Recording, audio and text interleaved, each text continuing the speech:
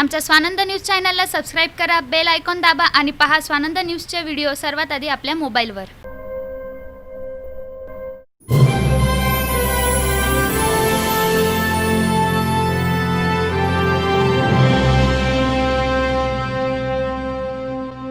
मंगळवारी दुपारी 12 वाजता स्थायी समितीत निवृत्त झालेल्या सदस्यांच्या जागी नवीन सदस्य पाठवण्यासाठी झूम ॲपवर महासभा ठेवण्यात आली होती। उपमहापौर भगवान भालेराव यांनी पीठासीन अधिकारी म्हणून कार्यवाहीला सुरुवात केली। शिवसेनेचे ज्येष्ठ नगरसेवक राजेंद्र चौधरी यांनी पीठासीन अधिकारी यांच्याकडे निवडणुकीसाठी आवश्यक कोरम आहे का हे पाहून पुढील निवडणूक कार्यवाही करावी अशी मागणी केली। यावेळी अवघ्या 4 मिनिटात कोरम नसल्याचे कारण सांगत महासभा अनिश्चित काळासाठी तहकूब करण्यात आल्याचा निर्णय पीठासीन अधिकारी आणि पालिका प्रशासनाने घेतला। मात्र हा निर्णय पक्षपातीपूर्ण असून भाजपचे बहुमत असताना व सभापतीपद त्यांनाच मिळणार हे लक्षात येताच विरोधकांनी हा रडीचा डाव केला असल्याचा आरोप भाजपचे जिल्हाध्यक्ष जमनादास पुरस्वानी यांनी केला है। देखिए, आज 22 तारीख को ठीक 12 बजे विशेष महासभा का आयोजन किया गया था, जो कि पहले एडजॉर्न की हुई महासभा थी, जिसमें स्थायी समिति के 8 सदस्य और विशेष समिति के 9 सदस्यों का चयन करना था। यह चयन जो होता है वो नियम के हिसाब से होता है, पक्ष के बल के हिसाब से होता है, सदस्य संख्या के हिसाब से होता है। भारतीय जनता पार्टी के 6 सदस्य स्थायी समिति में इस सदस्य संख्या के पट के हिसाब से जाने वाले थे और शिवसेना के 2 सदस्य जाने वाले थे, और विशेष समितियों में भारतीय जनता पार्टी के 5 सदस्य और उन विरोधी पक्ष के जो अभी आज सत्ता में हैं महापौर उप महापौर उनके 4 सदस्य जाने वाले थे। यह खबर आंकड़ों के हिसाब जब उनको लगी, एजेंडा जब निकाला गया था तो उनका ध्यान नहीं गया था, तब उनको ये खबर पड़ी कि 6 सदस्य स्थायी समिति में भारतीय जनता पार्टी के जाएंगे और 3 सदस्य ऑलरेडी हैं, तो हमारे 9 सदस्य होते हैं, और सभी विशेष समितियों में हमारे 5-5 सदस्य होंगे, तो सभी चेयरमैन भारतीय जनता पार्टी के बन रहे थे। तो आज 12 बजे, ठीक 12 बजे, जो कि आज तक 24 वर्षों से मैं इस महानगर पालिका का सदस्य हूँ, पहली बार ऐसा लोकतांत्रिक हत्या हुई है कि ठीक 12 बजे पीठासीन अधिकारी के कुर्सी पर उप महापौर जी 5-10 मिनट पहले ही आके बैठते हैं और 12 बजे 3 बेल एक साथ बजा देते हैं और 12:02 पर मीटिंग को एडजॉइन कर देते हैं। हम लोगों ने जब जूम पर ज्वाइंट होने की कोशिश की तो हम लोगों को ज्वाइंट किया ही नहीं गया। वहाँ से पहले ही टेक्निकल प्रॉब्लम था और उन्होंने बंद करके रखा था, 10-12 सदस्य ज्वाइंट हो सके, बाकी लोगों को नहीं ज्वाइंट किया। हमारे राजेश वद्रिया जी ने चिल्लाया कि कोरम गिनती करो, जब तक अगर वो गिनती भी करते तो और 15-20 सदस्य हमारे ज्वाइंट हो जाते थे, 12:01 पे, 12:02 पे, 12:03 पे, जबकि यह नियम के हिसाब से भी 12:15 तक मीटिंग शुरू करनी चाहिए, 3 बार बेल बजा के। मैं सभागृह के अंदर घुस गया क्योंकि सभागृह के अंदर जाना अलाउड नहीं था, जूम पर मीटिंग थी, मेरा ज्वाइन नहीं हो रहा था, मैं यहीं पर बैठा हुआ था। 12:04 का टाइम मैंने दिखाया, 12:04 पे जो सभा 12 बजे शुरू होती है उसके सभी अधिकारी जो जूम मीटिंग चला रहे हैं वो वहाँ से नदारत थे। आयुक्त साहब कुर्सी से उतर रहे थे और सचिव मैडम बोल रही थी कि मैं भी उस वक्त नहीं थी, मैं हाँफते हाँफते ऊपर आई और जैसे ही मैं ऊपर पहुँची तो मीटिंग एडजॉर्न कर दिया गया। ये और उप महापौर महापौर की सीट पर कोई नहीं था। 12:04 पर मेरी रिकॉर्डिंग वहाँ पर होगी, मैंने अभी रिकॉर्डिंग मार्क की है। जब मैंने पूछा कि अभी 12:04 है, कोई नहीं बैठा है और हमारी जूम मीटिंग ज्वाइन नहीं हो रही है, उन्होंने कहा कि पीठासीन अधिकारी ने मीटिंग एडजॉर्न कर दिया। मैंने उधर ही जो नियम है, गलत तरीके से एडजॉर्न मीटिंग है तो सूचक अनुमोदक करके हम किसी भी महापौर को बिठाकर मीटिंग चला सकते हैं। उसी वक्त मैंने राजेश वद्रिया जी वहाँ पर उपस्थित थे, उनके नाम की सूचना दी कि इनको महापौर बनकर यह सभा चलनी चाहिए, लेकिन वहाँ पर टेक्निकली कोई भी उपस्थित नहीं था। जूम को डिस्कनेक्ट कर दिया गया था। जितने भी सदस्य, सभी के SMS आ रहे थे कि 12:05 पे, 12:06 पे, 12:07 पे कि जूम में हम ज्वाइन नहीं हो सकते। तो यह लोकतंत्र की हत्या है। यह एक कुर्सी की लालच जो सता रही है, उस कुर्सी की लालच में, जबकि आपने देखा होगा शिवसेना अध्यक्ष का एक बयान कि अगर स्थायी समिति का सभापति हमारा बनेगा तो ही शहर का विकास होगा। महाराष्ट्र का मुख्यमंत्री है, महाराष्ट्र की पूरी सत्ता है, महापौर है, उप महापौर है, परंतु अगर स्थायी समिति का सभापति भाजपा का बनेगा तो शहर का विकास रुक जाएगा। ऐसे बयान देते हैं, उन्हें सोचना चाहिए। इस प्रकार लोकतंत्र की हत्या करते हैं, जो पहले ही बोलते हैं कि स्थायी समिति का सभापति अगर शिवसेना का नहीं बनेगा तो इस शहर का विकास ही नहीं होगा। महाराष्ट्र की सत्ता भले है लेकिन विकास नहीं होगा। तो आज तक विकास किया ही नहीं है और आगे विकास करने की सोची भी नहीं है, और जो लोग साथ में जाते हैं वो भी देखते हैं कि विकास है ही नहीं, वो भी भाग के आते हैं। जम्मू जी, कहीं ना कहीं आपको लग रहा है ऐसा कि जो ये अस्थायी समिति सभापति का चुनाव है, भारतीय जनता पार्टी के 9 सदस्य हैं, 3 सदस्य हैं जिसमें मैं भी एक हूँ, पहले से हैं, 6 जाने वाले हैं। अगर झटका मिलने वाला होता तो सत्ताधारी पक्ष ने झटका देना चाहिए, हम वो झटका सहने के लिए तैयार हैं कि ऐसे लुक छप करके 12:01 पे मीटिंग को एडजर्न क्यों कर दिया। चेयरमैन का चुनाव तो बाद में है, अभी तो कोई वोटिंग से तो सदस्य नहीं जाने वाले हैं। मेरे गठनेता के लेटर पैड पर 6 सदस्य जाने वाले हैं और शिवसेना के गठनेता के लेटर पैड पर 2 सदस्य जाने वाले हैं। पार्टी के 11 लोग ऑलरेडी बगावत कर चुके हैं इससे पहले, तो उन्होंने कहीं ना कहीं कोर्ट का भी रास्ता अपनाया हुआ है कि मेरी सदस्यता न मानी जाए, और उसके लेकर अगर वह कोई आर्डर आता है तो कहीं ना कहीं आपको नुकसान होने वाला है। देखिए, जब कोर्ट का आर्डर आएगा ये उस समय का विषय है। आज एक गठनेता के लेटर पैड पे 6 सदस्य जाने वाले हैं और शिवसेना के लेटर पैड पे 2 सदस्य जाने वाले हैं। न कोई वोटिंग का वास्ता है और न कोई टूटने का वास्ता है, तो सदस्य बनाने में क्या हर्जा था। आपको जो भी करना है, तोड़ जोड़ करनी है, हमारे सदस्यों को तोड़ना है, जो रणनीति अपनाई है वो चेयरमैन के चुनाव में करना चाहिए। आज लोकतंत्र की हत्या करके ऐसे हमारे लेटर पैड पे जो सदस्य जाने वाले उनको रोक करके शिवसेना ने दिखा दिया है कि शिवसेना जो सही तरीके से पार्टी चलनी चाहिए वो कार्य नहीं चलने देती है, ना विकास कर सकती है और ना ही लोकतांत्रिक प्रणाली से कार्य करने दे रही है। तो टीओके कहीं ना कहीं आप लोगों के शरण में वापस आई है, ऐसा सुनने में आ रहा है, इस बारे में क्या कहें? देखिए, हमने भारतीय जनता पार्टी के जो सदस्य हैं उनको ही हमने स्थायी समिति में सदस्य के नाम डाले हैं। मैं भारतीय जनता पार्टी का गठनेता हूं, टीओके का एक भी सदस्य हमने स्थायी समिति में नहीं डाला है। शासन का आज का आदेश था कि आज ही ये होना चाहिए था, जो प्रोसेस है, लेकिन वो हुआ नहीं है, तो आप शासन को कुछ तकरार करेंगे? देखिए, अभी हमने माननीय आयुक्त को और जो हमारी सचिव मैडम है उसको पत्र दिया है कि हमें पूरी रिकॉर्डिंग दी जाए, और हम शासन को इसका तकरार करेंगे और जल्द से जल्द मीटिंग यह होनी चाहिए।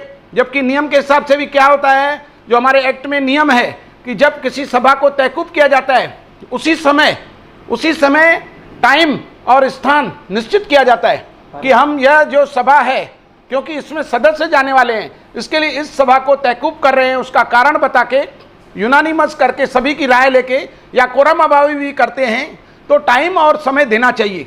यह एक्ट में है, मैं भी आपको दिखा भी सकता हूं कि टाइम और नियम उन्होंने नहीं डाला है, यह नियम का उल्लंघन किया है, उसका पत्र हम देंगे।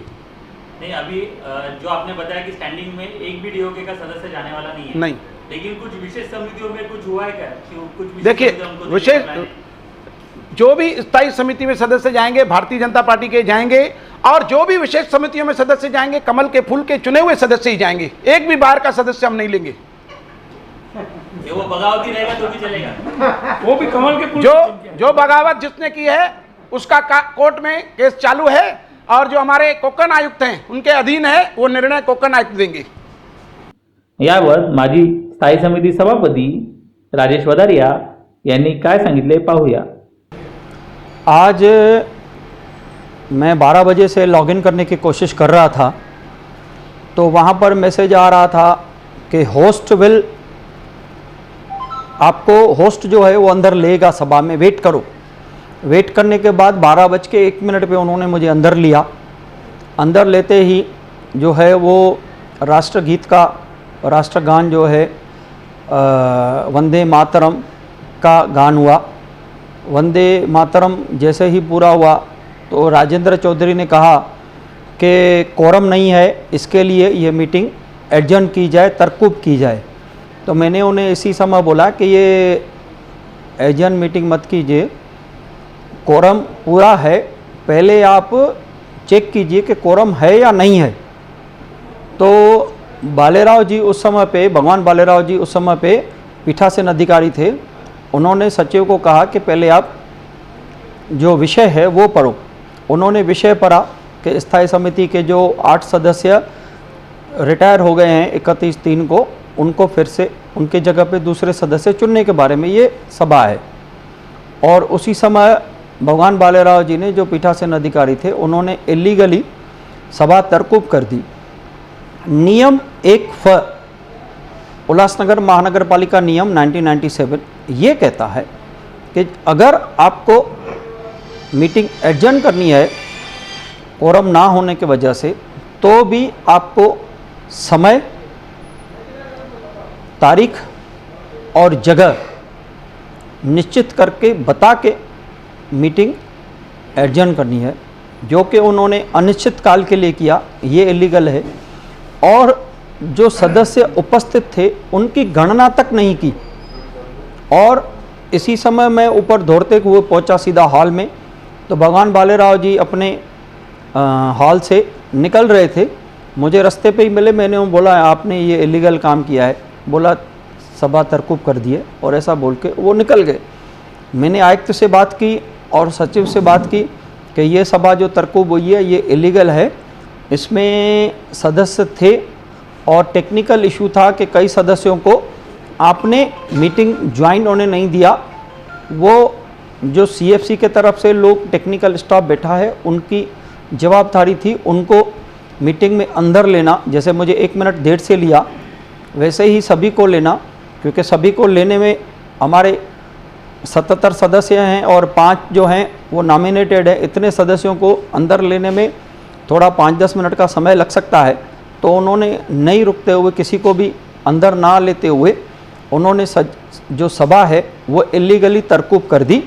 अभी हम लोग महापौर, आयुक्त को, सचिव को पत्र दे रहे हैं कि ये आपने जो सभा तरकूब की है वो इलीगली की है।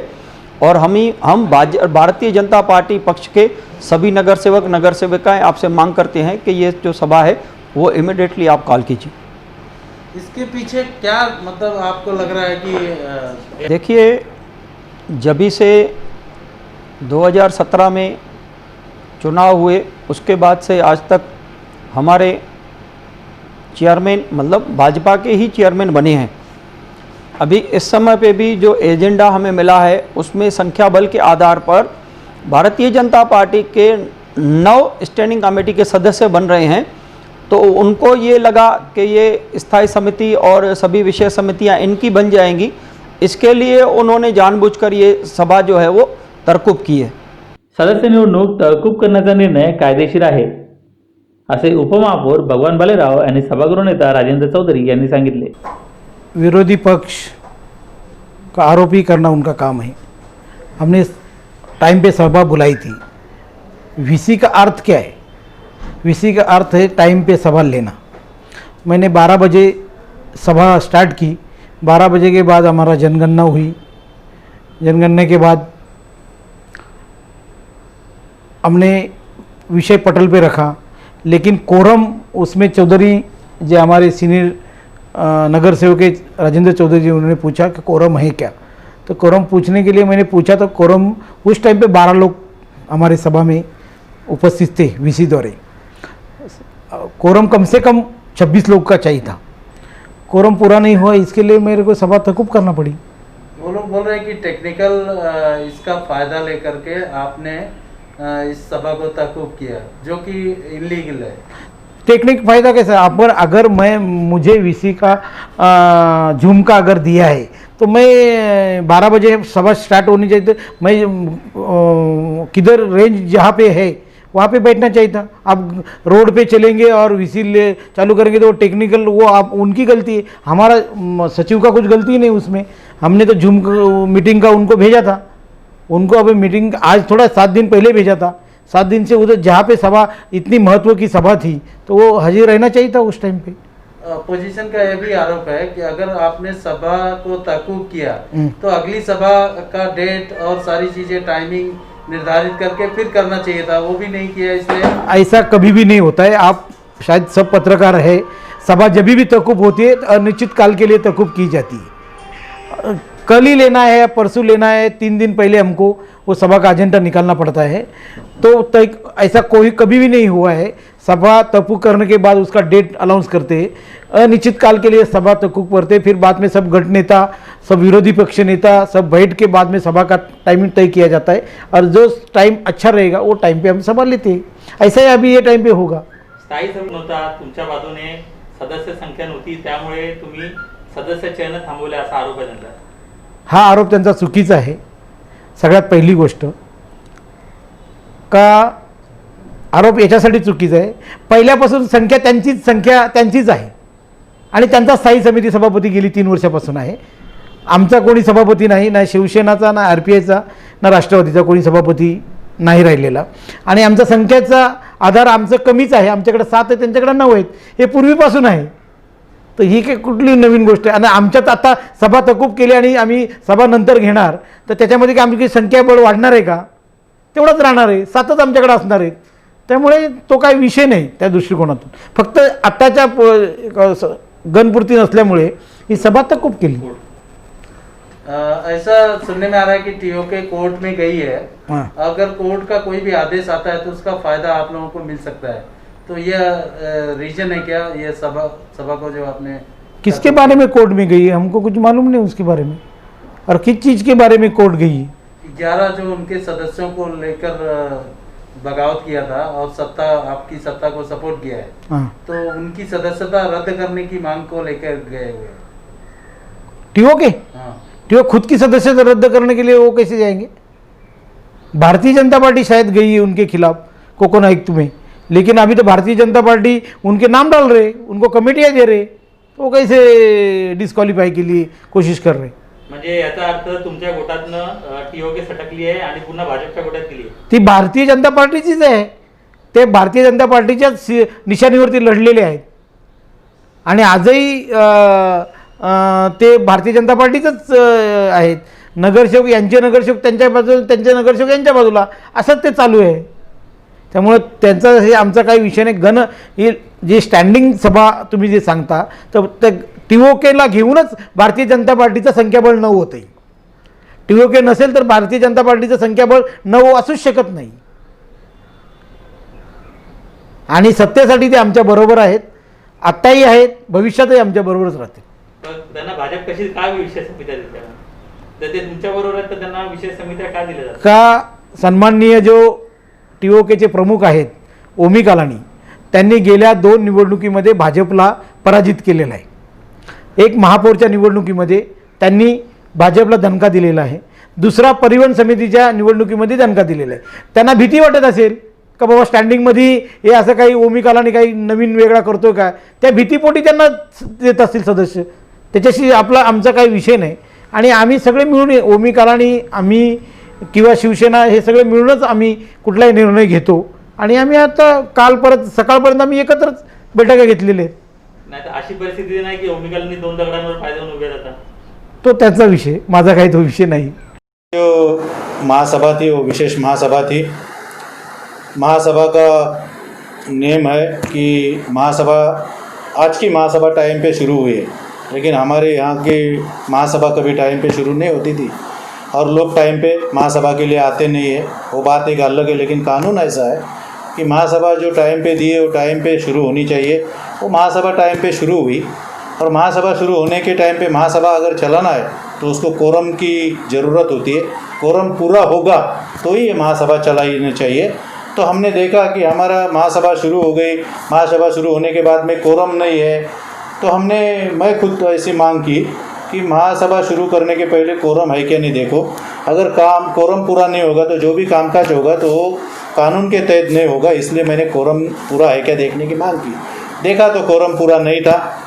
मेरे जानकारी के मुताबिक 12 सदस्य हमारे हाजिर थे, 5 पालिका के अधिकारी वहाँ पर थे. ऐसे 17 लोग इस महासभा में हाजिर थे. और ऐसे वक्त पे महासभा को हमने कई काल के लिए, निश्चित काल के लिए, अनिश्चित काल के लिए एग्जेंट करने की मांग की. और इसके पहले ऐसे इन लोगों ने किया है. भारतीय जनता पार्टी जो बातें कर रही है, उन लोगों ने कितनी बार अनिश्चित काल के लिए महासभा स्थगित की है. वो अभी हमको कानून की भाषा सिखा रहे हैं. भारतीय जनता पार्टी जो कानून का गला घुटने की बात करती है, तो मैं भारतीय जनता पार्टी को बताता हूँ कि भारतीय जनता पार्टी ने वो जिस टाइम यहाँ महापालिका का चुनाव जीता था 2017 में, उस वक्त महापौर बनाने के लिए गठबंधन करने का निर्माण करना पड़ता है कोकोन आयुक्त के पास.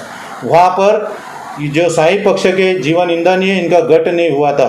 ऐसा पत्र खुद कोकोन आयुक्त ने महानगर पालिका को भेजा था.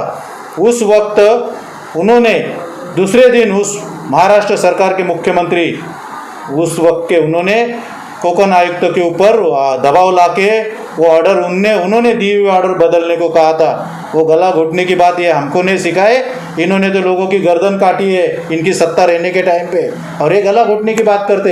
रही विकास की बात, मैं वो विकास की बात मुझे बताते। इनकी सत्ता थी, कितना विकास किया? तो 2.5 साल पहले इनकी सत्ता थी ना, 2 महापौर बिठाया। ये महापौर काम नहीं करता है तो दूसरा करेगा, लेकिन कुछ काम इस शहर में किया क्या? इनका आमदार हो गया, 1 साल हो गया आमदार है, आमदार ने क्या काम किया बताओ? इनको विकास इनके हाथों से नहीं हो रहा है और इनको खाली सत्ता की कुर्सी चाहिए। तो मेरा कहना उनको लिए ये था, मैंने ऐसी कमिटमेंट की थी कि आपको अगर सत्ता में आना है तो फिर आपको सत्ता में जो लोग महापौर उप महापौर पद पे बैठे उनके ऊपर आरोप करने का अधिकार नहीं रहेगा। इसलिए मेरा ऐसा कहना था कि आप सत्ता में मत आओ, आरोप करना है तो सत्ता में मत आओ, और आरोप करेंगे तो आपको सत्ता में आने के बाद, स्टैंडिंग कमेटी का चेयरमैन बनने के बाद तुमको सत्ता वालों के ऊपर आरोप करने का अधिकार नहीं रहेगा। ये मेरा कहना था। तो ये मैंने उनको बताया। भारतीय जनता पार्टी गला घोटने की, कानून की भाषा हमको नहीं सिखाए। कई साल हमने भारतीय जनता पार्टी के साथ निकाला है, और भारतीय जनता पार्टी ने कैसा कैसा काम किया। जब इनकी सत्ता थी तभी लोगों के गले नहीं घोटे थे, गर्दन काट डाली थी लोगों ने। ऐसा ही भारतीय जनता पार्टी का काम करने का पद्धति है, वो हमको नहीं सिखाया। निषेध व्यक्त करीत असताना प्रदीप रामचंद्रन यांनी टीओकेचे नगरसेवक पुन्हा भाजपात परतले असल्याचे सांगून ते मोकळे झाले। त्याच्या धिक्कारासाठी आम्ही इथे बसलेलो आहोत। आमचे खूप नगरसेवक जॉईन झाले नाही। 12 वाजता मीटिंगची सुरुवात झाली, 5 मिनिटांनी 3 वाजताची तीन वेळा बेल वाजवावी लागते, ते नियम पाळलेले नाही। आणि 12 वाजता 1 वाजता लोकांना न जॉईन करता, आणि 12 वाजून 1 वाजता 12 वाजून 1 मिनिटला त्या लोकांनी हे लोकांना जॉईन न केला आणि थेट आमची हे सभा स्थगित करून टाकली। नियमाप्रमाणे पण 3 बेल जर वाजवली असती तर 12:15 वाजेपर्यंत तर बेल वाजवली असती। त्यानंतर लोकांची पूर्ण चाचणी करायचे, किती लोक ऑनलाईनवर आहे, काही चाचणी केली नाही आणि थेट सभा स्थगित करून टाकली। यांना माहिती आहे की आता जे टीओके आहे ते सोबत आहे आमच्यात, आणि त्यांचा विकास त्या लोकांनी केला नाही।